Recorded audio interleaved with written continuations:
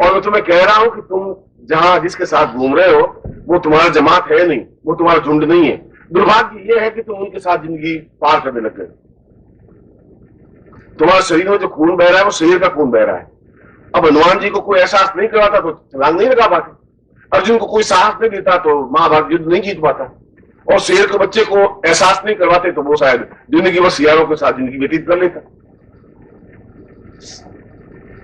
और तुम लोगों में भी वही साधना का रक्त प्रवाहित हो रहा है जो तुमने साधना जीवन में की है, और नहीं की होती तो तुम आज यहां नहीं बैठे होते, अपने घर में सोए हुए होते, जैसे तुम्हारे भाई सोए हुए हैं, जैसे तुम्हारे पिता सोए हुए हैं, तुम्हारे पड़ोसी सोए हुए हैं। तुम में उनमें कुछ अंतर है, और ये अंतर है 400 मील चल करके मेरे पास पहुंचने का। 400 मील आदमी बेकार चक्कर नहीं लगा सकता। वो चक्कर तभी लगाता है जब हृदय के तार कहीं आपस में जुड़े होते हैं। जब मैं आवाज देता हूं तो तुम्हारे पास आवाज पहुंच जाती है, और ये आवाज पहुंचती है तब जब मेरा हृदय का संबंध तुम्हारे हृदय से जुड़ा हुआ हो सकता है तुम मुझसे नहीं मिले हो इससे पहले, हो सकता है पहली बार मिले हो सकता है 10वीं बार मिले हो सकता है मेरी बात सुनने के बाद भी अनसुनी कर दी हो। ऐसा तो अभी पिछले प्रवचन में भी कल शाम को भी ये कह चुका हूं कि मैं तो 25 जन्मों से तुम्हें आवाज देता रहा हूं, तुम कान बंद करके चले जाते हो अपने दिल में। हो सकता है आप भी चले जाओ, मगर आज साधना में बैठ करके जब मैं आपके टच में था, आपके इस साधना मंत्र में संबंधित था, तो मैं एहसास कर रहा था कि तुम में वो का वो रक्त प्रवाहित है जो एक गुरु का रक्त है। एक शिष्य में जो क्षण होने चाहिए, गुण होने चाहिए, जो क्वालिटी होनी चाहिए, वो तुम में है। और तुमने जिस प्रकार से मंत्र जप किया है वो अपने आप में सही है। आवश्यकता इस बात की है कि तुम्हारे मन में भ्रम है, अनिश्चय है, संशय है,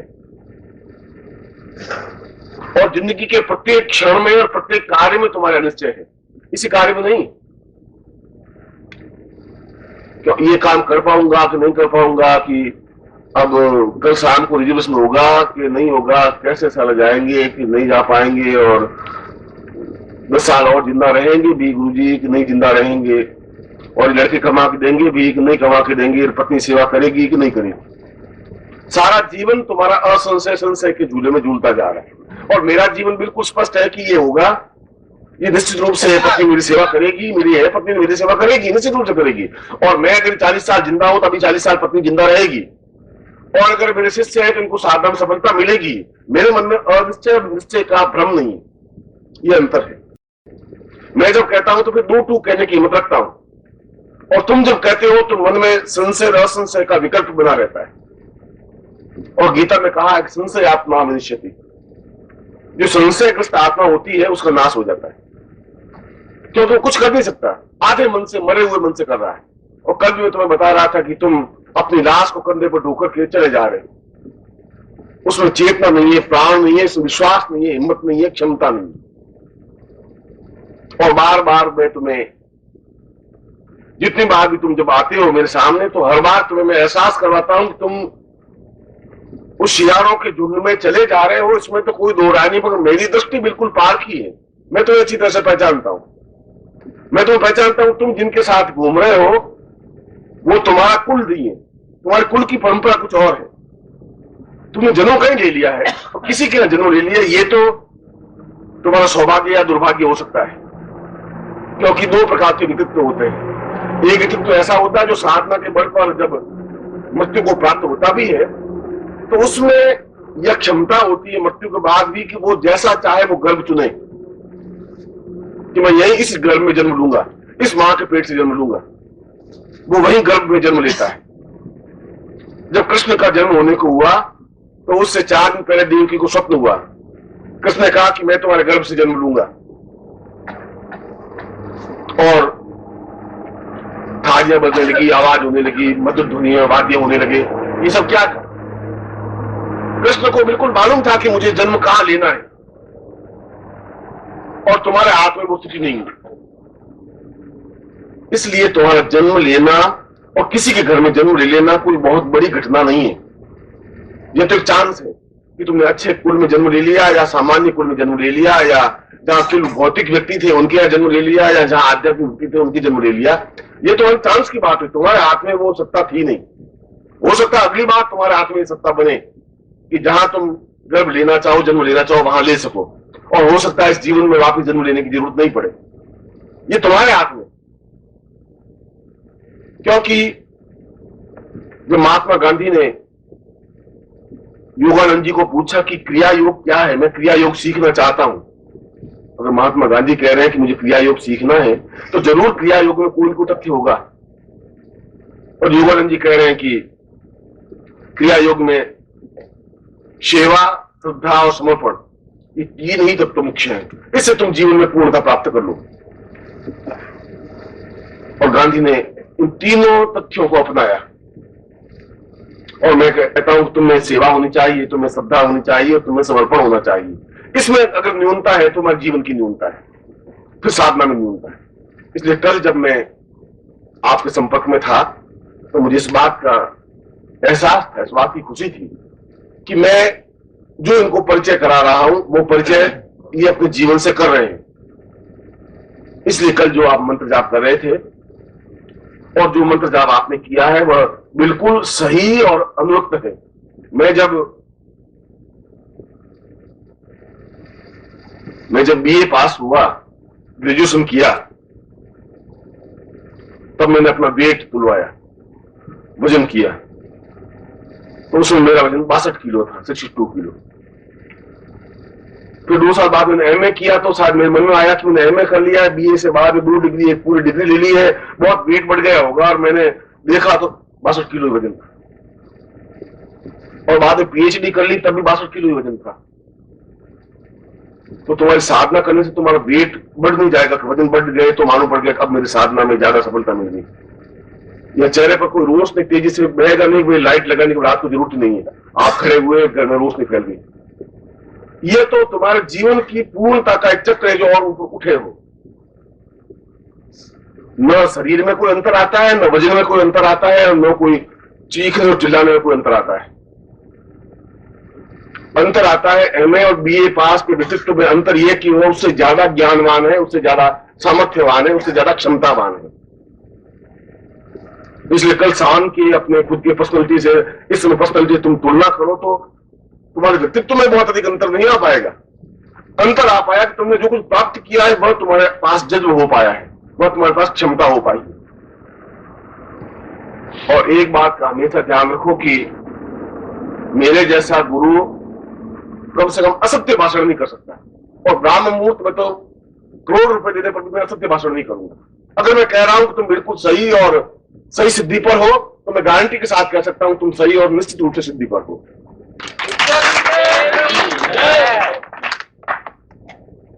बस आवश्यकता अपने आप से परिचित होने की है। आवश्यकता है अपने पूर्ण श्रद्धा और समर्पण के साथ सफलता पाने की। तो जहां श्रद्धा है और समर्पण है वहां सफलता है, और सफलता तो तुम्हारे सामने हाथ जोड़े खड़ी ही हुई है। तुम्हें थोड़ा सा आगे एक कदम बढ़ाना है और अपने गले में जयमाला डाल दी। अब तुम खुद के तुम्हारे पांव टिटके हुए हैं तो वरमाला लिए हुए खड़ी रहेगी वो। ये तुम्हें हिम्मत होनी चाहिए, तुम्हें क्षमता होनी चाहिए, और वो एक तीनों कदम बढ़ने तुम्हें अपनी श्रद्धा का, अपने समर्पण का, अपनी सेवा का।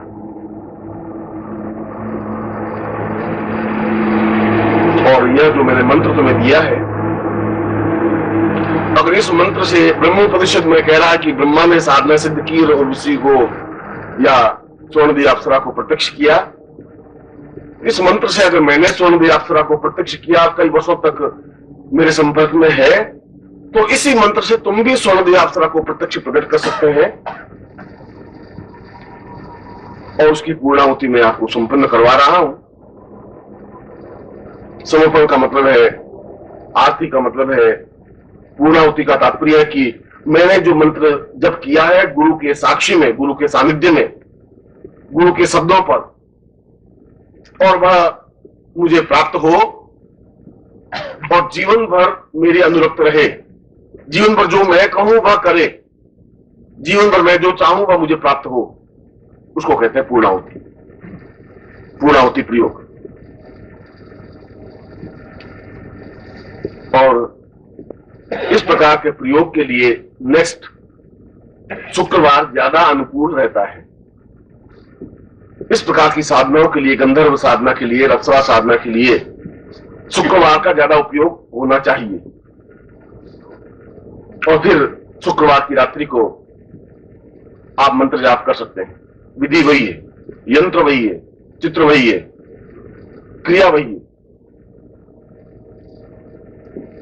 और स्वर्णदेह अप्सरा को तो प्रत्यक्ष होना ही पड़ता है, क्योंकि मैं पूर्णाहुति प्रयोग करवा रहा हूं, क्योंकि मैंने तुम्हारे शरीर में स्वर्णदेह अप्सरा को सिद्ध किया है, क्योंकि वह तुम्हारी अनुरूपी है।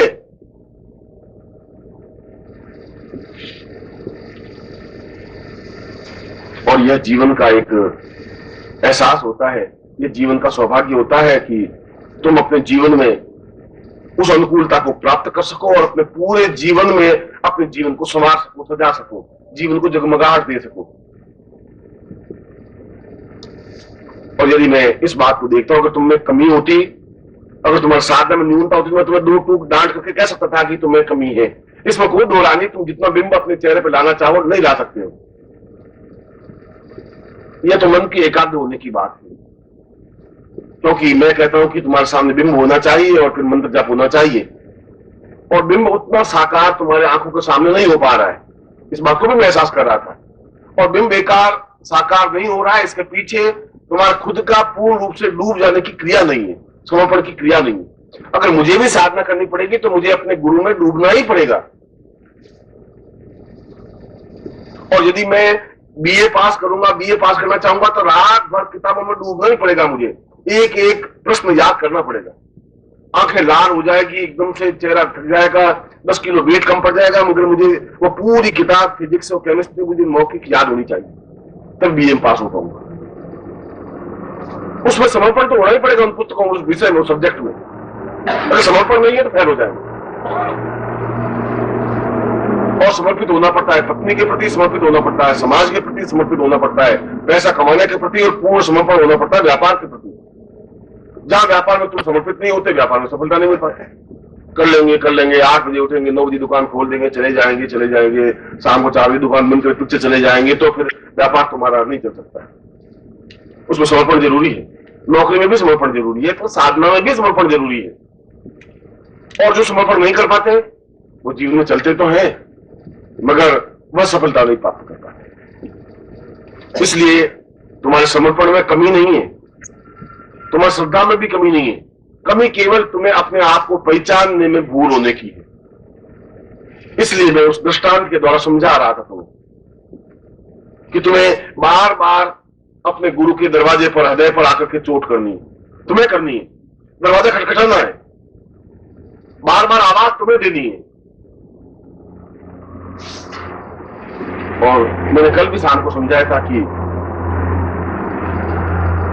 दूसरे आम आदमियों की अपेक्षा तुम साधनाओं में जल्दी सफलता पा सकते हो, पाओगे, क्यों? उनमें तुम्हें अंतर है।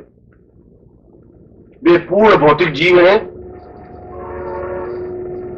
और उस भौतिकता के जीव में उनकी यात्रा जीवन से लगा कर शमशान घाट की ओर जाने वाली, आनंद की ओर जाने वाली उनकी यात्रा नहीं है।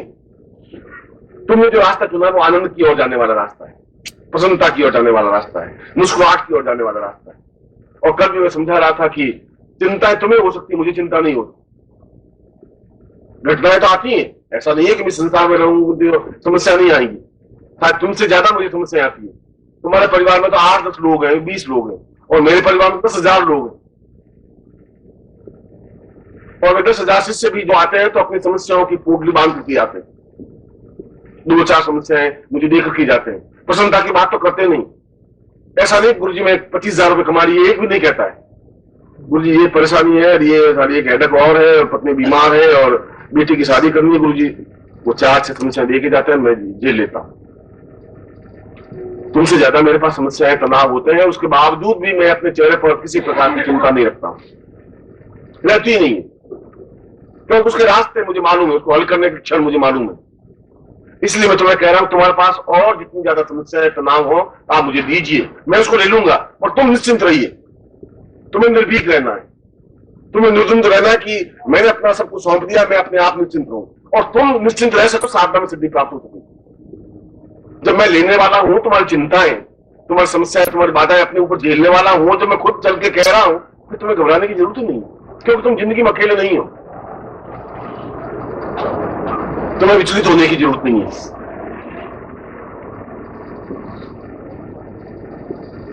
इसलिए मैं अभी पूर्णाहुति उस आरती के माध्यम से संपन्न करवाऊंगा। हम उसको धन्यवाद अर्पित करेंगे कि वह हमारे जीवन को संवारने में सजग है, हमारे सामने उपस्थित है। और मैं आपको कह रहा हूं कि मैं शादीशुदा हूं, तो तुम्हें भरोसा करना ही पड़ेगा कि मैं शादीशुदा हूं।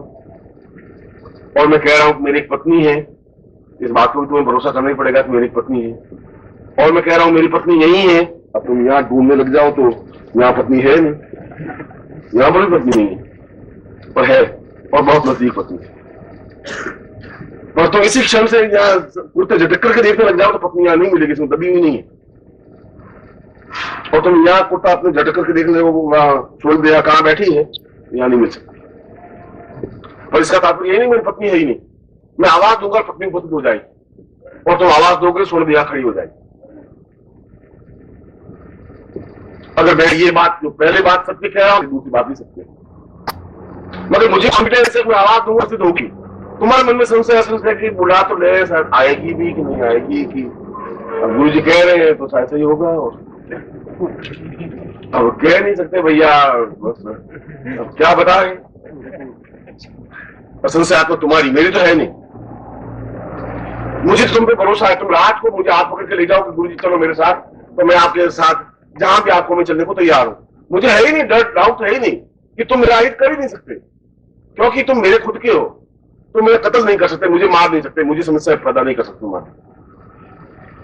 और मैं चला जाता हूं तुम्हारे शिष्यों के, चला जाता हूं। मैं तो पहली बार गांव को देखता हूं, शहर को पहली बार देखता हूं, कार में पहली बार बैठता हूं कि गुरु जी घूमने चले, चलिए कि मुझे रात को 11 बजे आएंगे, अच्छी बात है 11 बजे आ जाए, मेरे में डाउट नहीं है। इसलिए डाउट नहीं है कि मुझे भरोसा है कि तुम मेरे हो, 100% मेरे हो। इसलिए मुझे भरोसा है कि मेरी पत्नी मेरी है, एक आवाज की दूरी पर खड़ी, और इसलिए तुम्हें विश्वास होना चाहिए कि तुम्हारी आवाज की दूरी पर वो खड़ी। और इसी मंत्र को तुम्हें पुनरुक्ति करना है। जब भी इस मंत्र का उच्चारण करोगे 100 बार या एक माला, और आवाज दोगे तो तुम्हें आवाज सुनाई देगी, तुम्हारे सामने उपस्थित होगी, तुम्हारा कहना मानेगी, तुम्हारे जीवन को संभालेगी, क्योंकि मैंने तुम्हारे शरीर में स्वर्ण दिया को सिद्ध किया है। और मैंने किया है तो निखिल स्वानंद है, मामूली बात नहीं है, बहुत बड़ी बात है, बहुत बड़ी घटना है जीवन की।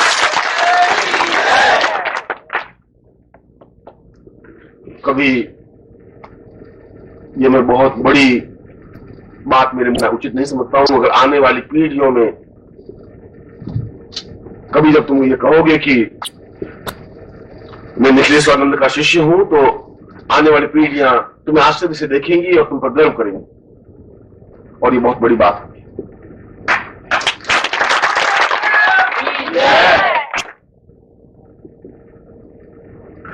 यही चित्र और यही माला और यही यंत्र पूरे जीवन भर के लिए तुम्हारे लिए उपयोगी है। इस स्वर्ण देहा को प्रत्यक्ष उपस्थित करने का, बुलाने का, और उनसे सब कुछ प्राप्त करने का